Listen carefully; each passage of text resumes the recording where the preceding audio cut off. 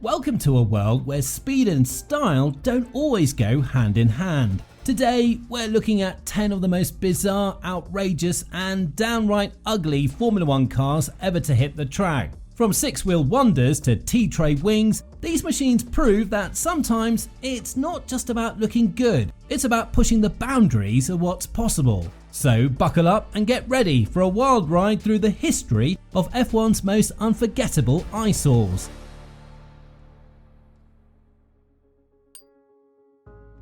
Tyrrell P34.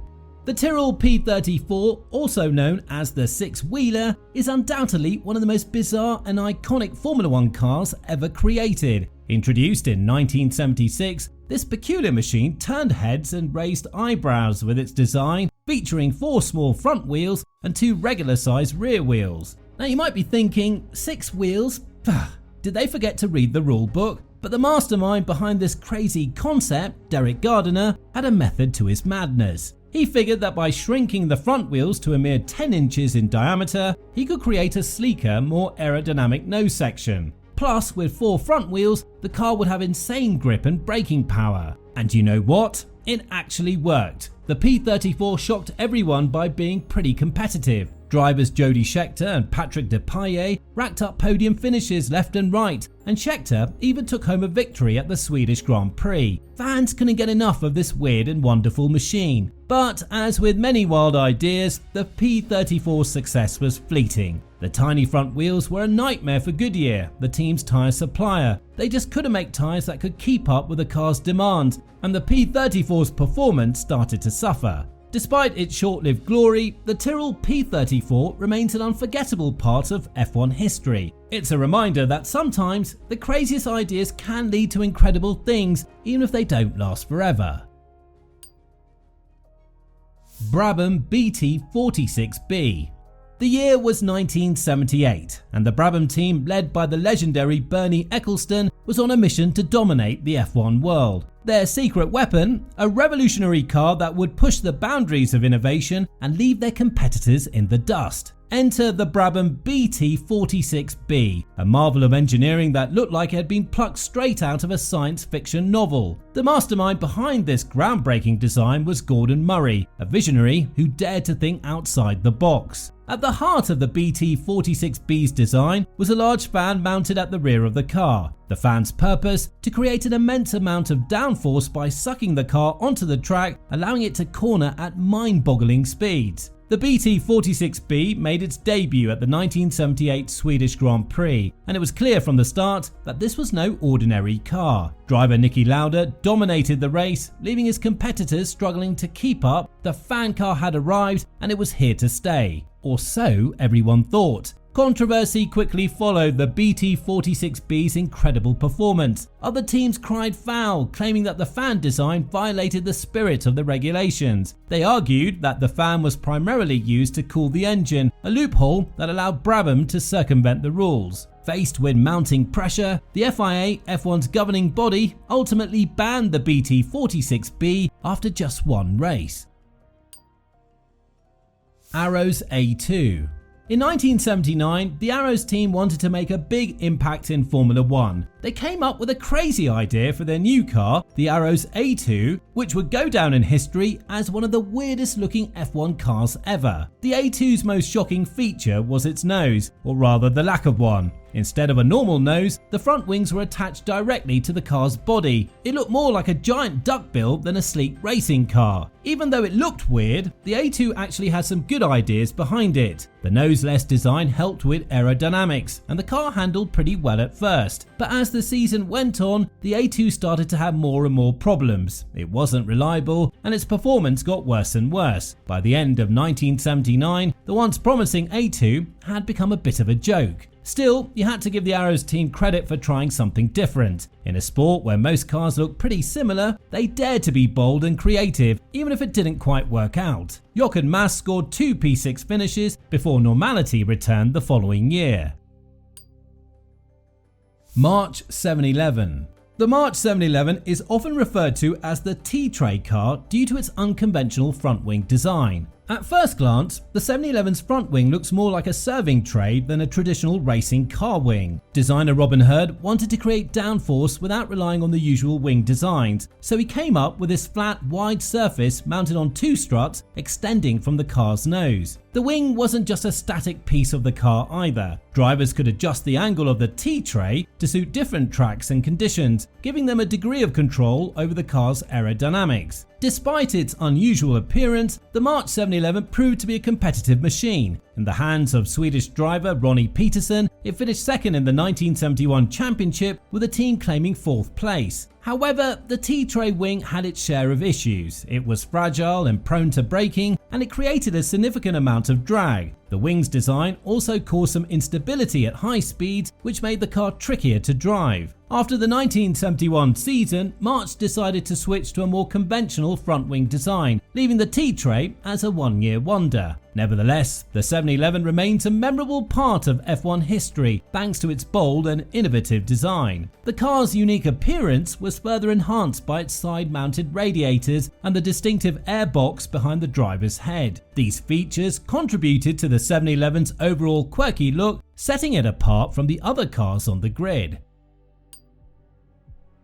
Next, enter the Lotus 56B, a car that took the concept of jet-powered to a whole new level. In 1971, Lotus founder Colin Chapman decided to take a gamble on a new type of engine, a Pratt & Whitney gas turbine. The idea was that the turbine would provide smooth, consistent power delivery and potentially give Lotus an edge over their competitors. The 56B's turbine engine was mounted behind the driver, with a distinctive boxy housing that made the car look like it had a small shed attached to its rear. The engine's exhaust exited through a large circular outlet, adding to the car's unique appearance. However, the turbine engine wasn't without its drawbacks. It had a significant lag in power delivery, which made it challenging for drivers to control. The engine also consumed fuel at an alarming rate, which limited the car's range and strategic options during races. Now, despite these challenges, the Lotus 56B showed glimmers of promise in its early outings. Emerson Fittipaldi first drove the car in the non-championship 1971 Race of Champions at Brands Hatch, where it was the fastest car on the track during wet practice. However, in the dry race, the 56B was lost in the midfield. Its best race finish came at 8th place in Monza. But the 56B's moment in the sun was short-lived. As the season progressed, the car's reliability issues and the challenges of the turbine engine became more apparent. Lotus eventually abandoned the project, and the 56B became a footnote in F1 history. Ensign N179. In the wild and wacky world of Formula One, there are cars that are remembered for their speed, their success, or their technological brilliance. And then there's the Ensign N179, a car that's remembered for being, well, let's just say it's not winning any beauty contests. Imagine, if you will, a car with a front end that looks like it was designed by a cheese grater enthusiast. That's the N179 in a nutshell. Its most prominent feature was an enormous radiator that took up the entire front of the car, giving it a truly unique and, some might say, horrifying appearance. But before we write off the N179 as just another ugly duckling, let's take a moment to appreciate the story behind this bizarre machine. Ensign was a small, underfunded team competing in a sport dominated by big budgets and cutting-edge technology. They didn't have the resources of the top teams, but they had something else. A designer named Dave Baldwin, who had a vision for a car that would stand out from the crowd. Baldwin's creation, the N179, was a testament to outside-the-box thinking. Sure, the huge radiator might have made the car look like a rolling staircase, but it was a bold attempt to improve cooling and aerodynamics. And in a sport where every team is looking for an edge, you have to respect the courage it takes to try something different. Unfortunately, the team's bravery did not pay off, finishing 11 races without a single point. Lotus E22. Now, when you think of Lotus in Formula One, what comes to mind? Sleek, innovative designs, legendary drivers like Jim Clark and Ayrton Senna. Unfortunately, the Lotus E22 is a car that doesn't quite fit that mold. Introduced in 2014, the E22 was Lotus's response to a new set of regulations that aimed to shake up the sport. But while some teams took a more conservative approach, Lotus decided to get a little creative. Enter the twin tusk nose design. Yes, you heard that right. The E22 had not one, but two elongated nose tips, stacked one on top of the other like a bizarre game of Jenga. The idea was that the longer tip would satisfy the regulatory requirements, while the shorter one, well, your guess is as good as mine. The end result was a car that looked like it had been cobbled together from spare parts. The twin tusk gave the E22 a distinctly ungainly appearance, as if someone had taken the front end of two different cars and welded them together. But hey, maybe looks aren't everything, right? After all, Lotus has a reputation for building fast cars, even if they're not always the prettiest. Unfortunately, the E22's performance didn't do much to redeem its appearance. On the track, the car struggled to keep up with the competition. It was plagued by reliability issues and never seemed to find the right balance between speed and stability. By the end of the season, Lotus had slumped to a disappointing 8th place in the constructors' standings. It's a sad fate for a team with such a rich history of innovation and success. The Lotus name has long been associated with some of the most iconic and beautiful cars in F1 history, with this one not quite reaching the same heights. Tolman TG 183G. In the world of Formula 1, innovation is the name of the game, and in 1983, the Tolman team found theirs in the form of designer Rory Byrne's double aerofoil rear wing on the Tolman T183G. The concept was simple yet brilliant. Create a wider forward section of the rear wing to work with a narrower rear section, generating more downforce while circumventing bodywork width restrictions. The T183G turned heads and raised eyebrows, quickly becoming the talk of the paddock. Rival teams scrambled to understand and copy the concept, recognizing its potential to revolutionize rear wing design. Despite reliability issues, the T183G's increased downforce helped Tolman vastly improve their form in 1983. At the Dutch Grand Prix, driver Derek Warwick scored Tolman's first ever point, and the team went on to finish 9th in the Constructors' Championship. The double aerofoil wasn't without controversies, but it was ultimately deemed legal, a testament to the ingenuity of Byrne and the Tolman team. However, the T183G story didn't end there.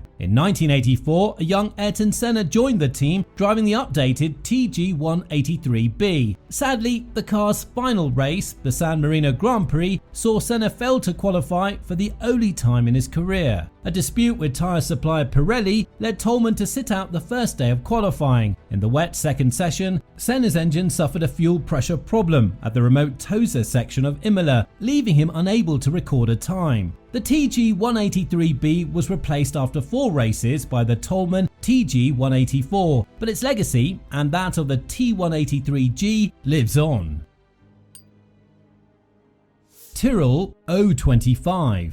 Now, on most circuits, the O25 was a fairly standard F1 car, but it was on the twisty tracks like Monaco where this machine truly came into its own. Seeking to maximise downforce, the Tyrrell team fitted the car with additional wings mounted diagonally on either side of the cockpit, giving it a look unlike anything else on the grid. These X-wings quickly became the talk of the paddock, with fans and commentators alike marvelling at their unique appearance. Some even joked that the car looked ready for a starring role in a sci-fi movie, with its futuristic, almost spacecraft-like design. But the X-wings weren't just for show. The Tyrrell engineers believed that these additional wings could provide a significant boost in downforce, helping the car to navigate the tight turns and narrow streets of circuits like Monaco with greater speed and stability. Of course, not everyone was a fan of the X-wing design. Some critics derided it as ugly or gimmicky, arguing that it went against the sleek, streamlined aesthetics that had long been associated with Formula 1. But love them or hate them, there was no denying that the X-wings made the Tyrrell O25 stand out from the crowd. And stand out it did. Despite the mixed reactions from fans, other teams took notice of the X-wing concept and began researching their own variations on the theme. It seemed that Tyrrell had started a new trend in aerodynamic design, one that promised to push the boundaries of what was possible in Formula 1. Alas, the X-wing's moment in the sun was short-lived. By the end of the 1997 season, the FIA had banned the technology, citing safety concerns. Ligier JS5. At first glance, it's easy to see why the JS5 earned the nickname Teapot. While its towering airbox stretching towards the sky, this car looked more like something you'd brew a cup of Earl Grey in than a serious racing machine. But beneath that quirky exterior lay a serious purpose. The JS5's high airbox was a product of the emerging science of wind tunnel testing, which had revealed that higher air pressure could translate into more power for the engine. And in the 1970s, when it came to airboxes, the motto seemed to be the higher, the better. But the Ligier JS5 took things to a whole new level. Its airbox was so tall and so bulbous that it looked like it might topple over at any moment, taking the rest of the car with it. Some even joked that the car resembled a Smurf wearing a particularly ill-fitting hat. Despite its unconventional appearance, however, the JS5 was no laughing matter on the track. With the legendary Jacques Lafitte behind the wheel, the car scored a 4th place finish at the 1976 US Grand Prix West and went on to claim Ligier's first ever F1 podium later that season. Alas, the JS5's moment in the sun was short-lived. Concerns over drivers' safety led to a ban on tall airboxes from the Belgium Grand Prix onwards, with officials worrying that the towering intakes could shower the cockpit with shrapnel in the event of a flip. But even though its reign was brief, the Ligier JS5 left an indelible mark on the history of Formula 1. Bonus: Caterham CT05. With our list of the 10 ugliest cars wrapped up, we couldn't let this list pass without giving a special mention to the Caterham CT05, a car that not only challenged conventional notions of beauty but also struggled to make an impact on the track. Introduced in 2014, the CT05 turned heads for all the wrong reasons. Its nose design, affectionately dubbed the Anteater by fans, featured a long drooping protrusion that made the car look like it was perpetually sniffing the ground. It was a far cry from the sleek aerodynamic lines that typically define an F1 car. But the CT05's problems weren't just skin deep. Throughout the 2014 season, the car's performance was nothing short of abysmal. At the season opening Australian Grand Prix, both Caterham drivers retired from the race, setting the tone for a year of disappointment and frustration. In total, the CT05 chalked up 12 retirements and 3 races where neither car managed to cross the finish line. It was a far cry from the success the team had hoped for, and a testament to the challenges of competing in the cutthroat world of Formula 1. The car's best result came at the Monaco Grand Prix, where driver Marcus Ericsson managed to secure an 11th place finish. But even this small victory couldn't overshadow the CT05's overall lack of competitiveness. From the 6-wheeled Tyrrell P34 to the teapot-shaped Ligier JS5, these cars stand as testaments to the wild, no-holds-barred spirit of Formula 1. They may not have been the prettiest or the most successful machines on the grid, but each one represents a bold attempt to push the boundaries of what's possible in the pursuit of speed and victory. They may not have won the beauty contest, but they'll always hold a special place in the annals of F1 history. Now, if you enjoyed the video and want to see more motorsports content just like this, don't forget to leave a like and subscribe to our channel. This has been Racers Reverie, and we'll see you in the next video.